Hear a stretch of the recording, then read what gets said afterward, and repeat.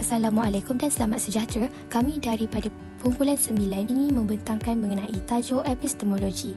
Ahli kumpulan kami terdiri daripada 6 orang ahli kumpulan dan kami akan berkongsi mengenai aspek utama yang terkandung dalam topik ini, iaitu pengenalan perkembangan epistemologi dan kesan, kaedah dan peranan ilmu, teori kebenaran, kesepaduan antara falsafah, agama dan sains serta kesimpulan.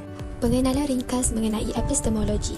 Epistemologi boleh difahamkan sebagai sains atau kajian secara falsafah berkaitan dengan ilmu atau disebut dengan teori ilmu.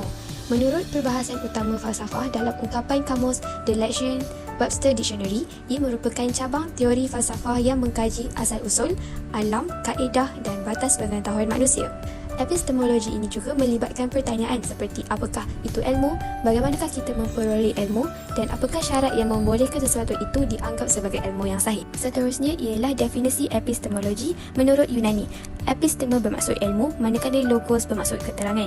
Oleh itu, epistemologi ditakdirkan sebagai teori ilmu yang menerangkan sesuatu ilmu tersebut. Berdasarkan konsep justified true belief ataupun kepercayaan berasas yang benar, epistemologi ini teori yang utama mengkaji 3 elemen utama iaitu kebenaran, kepercayaan dan justifikasi, dan ianya berfokus kepada analisis, penghasilan dan tuntutan ilmu tersebut, dan ianya juga tertumpu kepada cara memperolehi ilmu dan kesahihannya. Sebagai contoh, bagi seseorang yang mempunyai kepercayaan mengenai sesuatu yang benar tetapi tiada justifikasi, kepercayaan tersebut tidak memenuhi syarat untuk dianggap sebagai ilmu.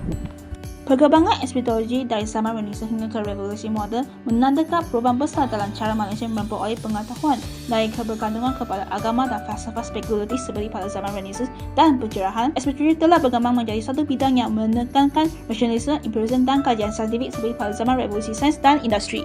Semasa zaman Renaissance terdapat konflik ketegangan antara pengetahuan, agama dan sekular. Contohnya Nicholas Copernicus, seorang ahli astronomi Renaissance, mencabar pandangan dunia geosentrik yang disokong oleh gereja. Penolakan gereja terhadap model heliocentrik mencerminkan pertembungan antara sains dan agama yang sering berlaku sepanjang sejarah. Pada zaman pencerahan, terdapat 2 aliran pemikiran utama muncul, iaitu aliran rasionalisme dan empirisme yang mempersoalkan pandangan agama tradisional tentang dunia. Perbezaannya, rasionalisme menekankan pengetahuan a priori, iaitu pengetahuan yang diperoleh melalui logik akal, manakala empirisme menekankan pengetahuan a posteriori, iaitu pengetahuan yang diperoleh melalui persepsi limaderia dan pengalaman. Contohnya, setelah melihat banyak apel berwarna merah, seorang mungkin membuat kesimpulan bahawa semua apel berwarna merah.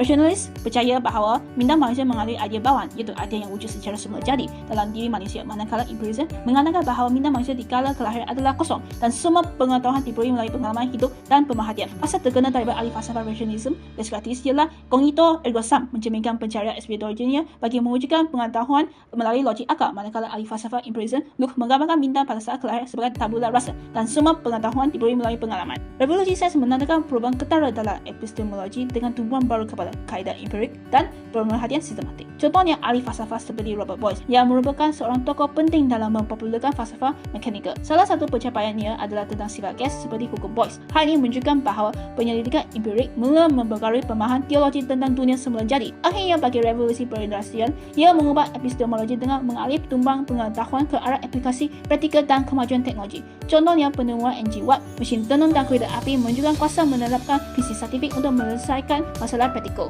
Kesannya, epistemologi telah terdapat perkembangan sains moden. Contohnya, hukum Boyle yang dicipta oleh Robert Boyle menyumbang kepada transformasi sains di mana ia beralih daripada spekulasi dan teori yang tidak diuji kepada sains empirikal. Kedua, perkembangan teknologi dan revolusi industri. Teknologi otomatik adalah hasil daripada aplikasi prinsip saintifik. Kesannya terdapat perubahan dalam sistem ekonomi, sosial dan politik serta peningkatan dalam taraf hidup dan inovasi dalam pelbagai industri. Bagi era moden dengan kemunculan internet dan data besar, isu epistemologi tentang sumber dan kesahihan pengetahuan, kesannya masyarakat moden menghadapi cabaran untuk membezakan antara maklumat yang palsu dan benar. Kaedah dan peranan ilmu. Ada 7 aliran dalam epistemologi. Rasionalisme menekankan peranan akal dan logik dalam memperoleh pengetahuan. Hikmah merujuk kepada kebijaksanaan atau pemahaman mendalam yang melampaui pengetahuan biasa, membimbing seorang untuk memahami hakikat suatu perkara dengan lebih mendalam dan menyeluruh. Empirisme menyatakan bahawa semua pengetahuan datang dari pengalaman direct dan manusia tidak mempunyai pengetahuan bawaan. Dogmatisme, kepercayaan yang tegar dan tidak fleksibel terhadap satu prinsip, pandangan atau kepercayaan tanpa mempertimbangkan bukti atau alasan. Skeptisme menekankan keraguan tentang kemungkinan oleh pengetahuan yang benar-benar pasti. Intuisi dan ilham, konsep yang berkaitan dengan perolehan pengetahuan atau pemahaman tanpa melalui proses pemikiran yang formal atau logik. Dan terakhir, kearifan tempatan merujuk pada pengetahuan, nilai dan amalan yang berkembang dalam komuniti atau masyarakat tertentu berdasarkan pengalaman hidup hidup mereka atau persekitaran geografi, budaya dan sosial yang unik. Terdapat dua klasifikasi epistemologi, klasifikasi ilmu barat dan klasifikasi ilmu Islam. Ilmu barat melibatkan sains kemanusiaan dan sains tulen, contoh politik, ekonomi, undang-undang, pendidikan, komunikasi, linguistik dan antropologi. Contoh sains tulen, biologi, fizik, kimia dan matematik. Klasifikasi ilmu Islam terbahagi kepada ilmu akli dan nakli. Ilmu nakli adalah berdasarkan wahyu seperti ilmu cara bersolat. Ilmu akli adalah ilmu berdasarkan akal dan eksperimen seperti ilmu sains. Imam Ghazali membahagikan ilmu kepada fardu ain dan fardu kifayah. Sekarang saya akan membincang tentang teori-teori kebenaran.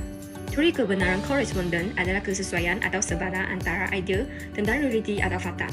Benar atau salah terletak pada kesesuaian antara subjek dan objek.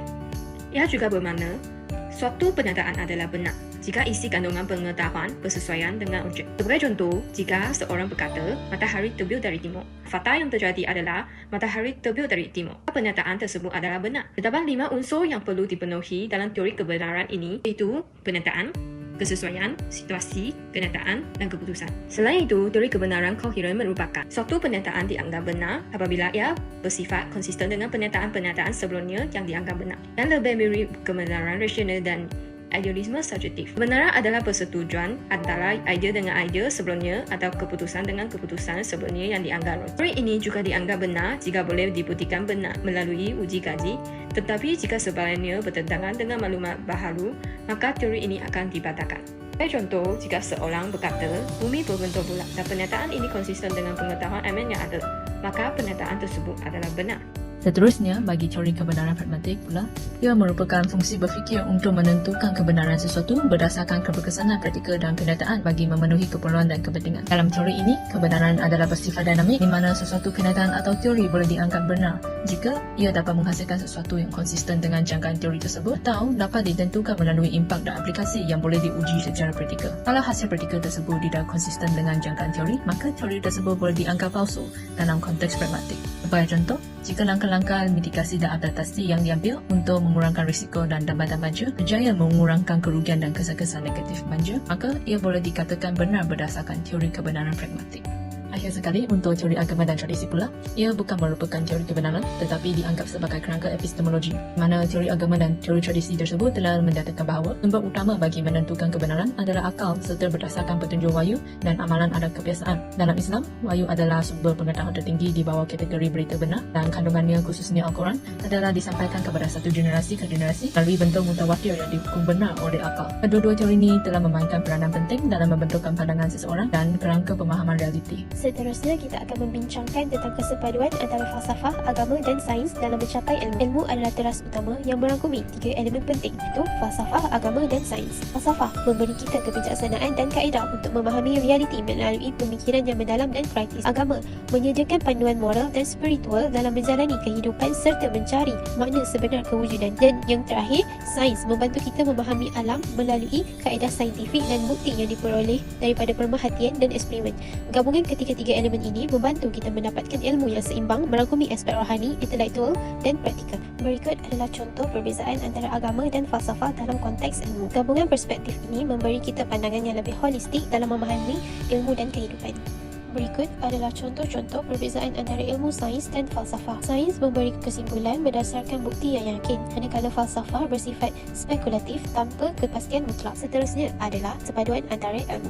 Yang pertama, ilmu kini tidak lagi terhad kepada satu disiplin sahaja tetapi melangkau kepada transdisiplin. Ini membolehkan kita memahami isu dari berbagai perspektif. Yang kedua, kelemahan monodisiplin ialah ia membatasi pemahaman secara menyeluruh. Setiap bidang ilmu mempunyai sudut pandangan yang berbeza-beza dan sesuai dengan kepakaran masing-masing. Ketiga, para ilmuwan perlu bekerjasama dan mewujudkan hubungan antara disiplin ilmu untuk mencapai pemahaman yang lebih lengkap. Yang terakhir, jika ilmu gagal berfungsi secara menyeluruh, ia akan mengakibatkan pemahaman sekularisasi dan liberalisasi yang memisahkan nilai rohani dan moral daripada ilmu. Antara contoh yang kita dapat kaitkan dalam era globalisasi ini adalah dari segi falsafah. Jika alam sekitar menilai hak moral manusia terhadap alam dan kesannya pada generasi akan datang. Terusnya, dari aspek agama, telah menggariskan peranan manusia sebagai khalifah, iaitu penjaga yang bertanggungjawab menjaga keseimbangan ciptaan Tuhan.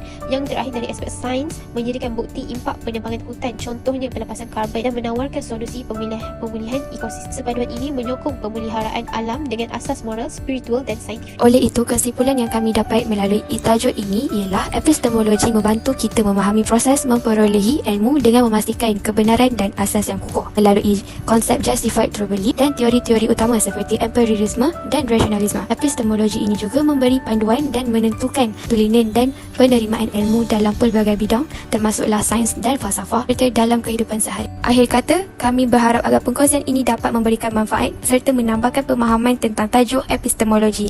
Oleh itu, terima kasih atas perhatian yang diberikan.